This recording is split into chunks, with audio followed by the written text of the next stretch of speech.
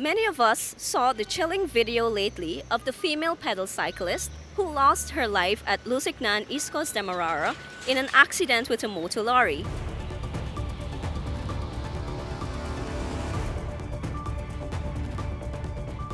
So what really is the vision like of one of these truck drivers? What do they see? What are their blind spots like up there?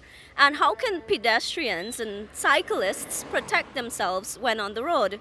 We spoke to a truck driver today to get some insight into these questions.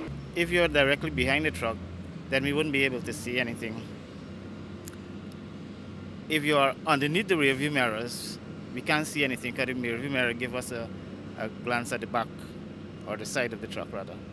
Right, so if you imagine driving a car, you could easily see a next car pull up side to you, but for a truck which is in a higher position, it's not just that easy. So trucks do have a bigger blind spots than. David Persod, a motor lorry driver employed with a company called Epic Guyana at Houston, East Bank, Demerara, explained that unlike a regular vehicle that has an internal rear-view mirror, the truck that he drives does not have one. According to him, pedestrians waiting to cross the road ought to show clear signs of wanting to do so. At times, because there is no movement, truck drivers would assume that the persons are waiting for transportation or are doing something else.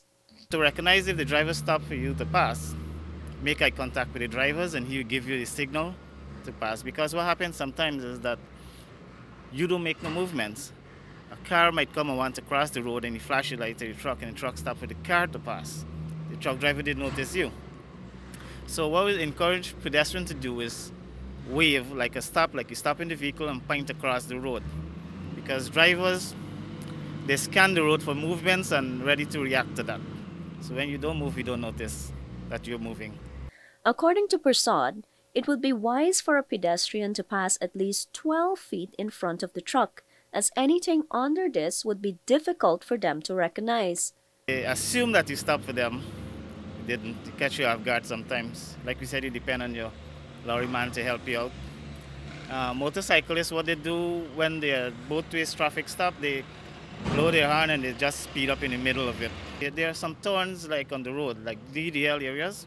The road is narrow in there, and it's a S-turn. When a Harley is driving like 70 feet in length, he doesn't only stay in his lane, the tail end might come out into the next lane. Don't try to overtake the Harley in those areas. Wait until it's clear and straight, where the road is broad enough. Most time we find accidents with the big trucks is on a turn or a roundabout. It's a turn. It is safer for the big truck.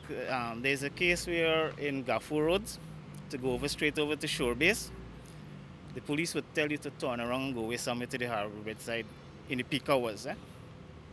It is safer for the truck to go straight. If the police could move the barrier for the truck to go safe, because when you have to turn around, there is where most of the accidents happen.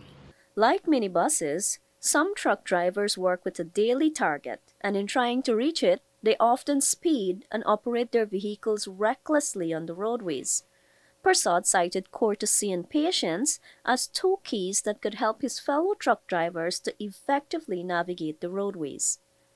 For the newsroom, Talisha Ramnarayan.